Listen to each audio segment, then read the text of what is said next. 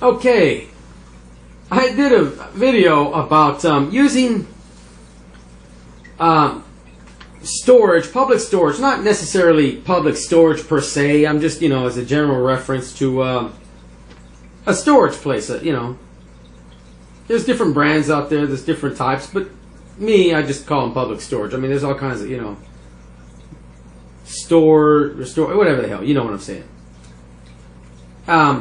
As a place to regroup, to have a little bit of supplies, rest and move, if need be. Let's say for preppers in an urban environment. And I got a comment that really, kind of ticked me off because it was a straw man argument. Correcting things I didn't even say, man. They were saying that putting your preps in an unsecure location is the first problem because you're not around 24/7. Well, correct me if I'm wrong, but you're not anywhere 24/7, not even your home, right? So that's moot to begin with. And then again, the other thing is that it was for every prepper that thinks it might be a good idea to stash preps in a public storage locker, there are 10 times that many people who have thought the same thing. And they're not preppers, but prepper raiders that would go in there. I don't think it's that bad. I would think that most people would see a public storage place full of furniture and old clothes. What is it, like about 2% of the population are preppers? So the odds of running into a public storage place full of supplies is pretty low. You would think that the average Joe would head to a Walmart before heading to a storage place for food and supplies, wouldn't you? That would be my thought. So, again, I see that as irrelevant. Everybody's going to be heading to Walmart, stuff like that. And then it was, if some serious shit goes down, do you really want to pull exposure by hitting the streets, heading for your preps? And again, my point is, if you need to leave your home or bug-in location for some reason, it'd be a good place to fall back, right? To regroup with others. Let's say your place is hit by looters or your place is burned down, right? Okay, great. So you probably have land out in the middle of nowhere. Well, wouldn't you want to meet up somewhere, refuel, recharge the batteries, get a little bit of sleep, wait for others to show up, resupply, and then move? What if you have to leave? It'd be nice to have a place to meet up. And that'd be a place that very few people would be looking to hit, I would imagine. Because your bug out location, alternate location, odds are it's kind of far away. So again, if you're going to hit the streets and put yourself in danger to get out to some land you have set up, well then you're going to put yourself in danger regardless. It's just better to have some supplies for that dangerous trip. Better a short distance before to get supplies than going a long distance to get supplies, right? And then the fourth comment was like, what the folks that run the public storage facility would have recordings of you moving stuff, and they would know exactly what you have in the locker.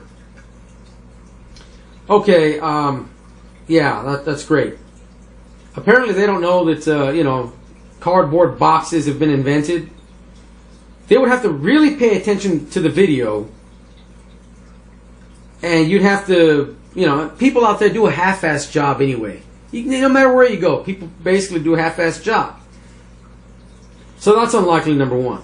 And number two, you would probably have to carry your stuff in there one by one, right? So they can see what you have, or have big, boxes marked like food and water and medical, all big black magic marker where you can read it and it's easy to tell.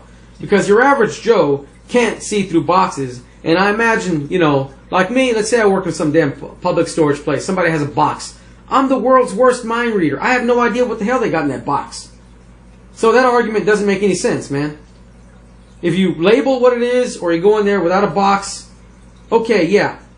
they're not going to find out what's in there. And then they were saying that firearms, ammunition, explosives, fuel, like gasoline, propane, and kerosene, are strictly prohibited in storage facilities. Well, yeah, they are. That's why I didn't recommend putting that stuff in there. I said a couple basic supplies. I would imagine that, common sense would tell you you can't put that stuff there. If you have gasoline, what's going to happen if it blows up? Who's liable if it blows up before something bad happens, right? If they ask you what's in there, or they want an itemized list, well then take your business elsewhere, right? They're not that expensive. Let's say you already have a public storage place. Well then put some stuff in there. Medical, a little bit of water, a little bit of food. No one said ammunition. You better take that with you, but a little bit of food, water, maybe some clothing. You can have some bug out bags or something. I don't know. But, it's not that expensive to get a small 10 by 10 or something, or 8 by 8 or whatever the size the smallest is. You're going to be in, whatever one you use. But, you have old furniture, you have it in your public storage, well then take some supplies and put it there, and that'd be your alternate place. I never said to do that.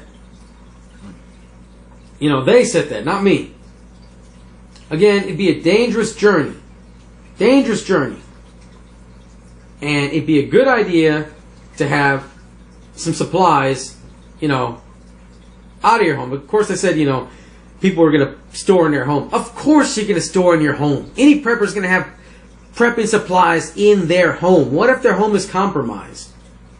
Right? That's what this rocket surgeon didn't see. Right? Anyway, and another thing, it was, they said that basically the bottom line is you'd be better off putting preps on your property. Well, probably your property if you have a home, well then you have supplies there. And if you have some alternate location and property out in the country, well then it's going to be kind of far away. He said that it's not a good bug out location. I didn't say it was a bug out location. I said it was a place to regroup. Yeah, I mean, you're not gonna, not bug out, but bug in. You're not gonna live inside the storage place. You're gonna just get some supplies and go. Right? Get some supplies, wait for other people to meet up, maybe rest a little bit, and then go to, whatever location B would be. That don't mean you live there. That don't mean that you have to buy a big expensive one. That don't mean if they ask you for an itemized list or something, oh, okay, well here you go. And that doesn't mean you do anything illegal. That means you can get a cheap storage unit and put stuff in there if it didn't cost you that much.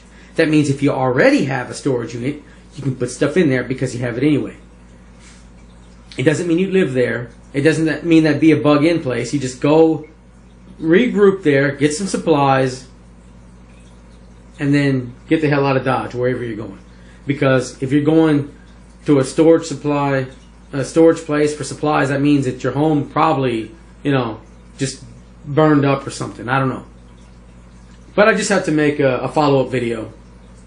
It blows my mind, some people. And again, had I said that stuff, well then yeah, I can get it. If I told you to put all kinds of stuff in there, yeah.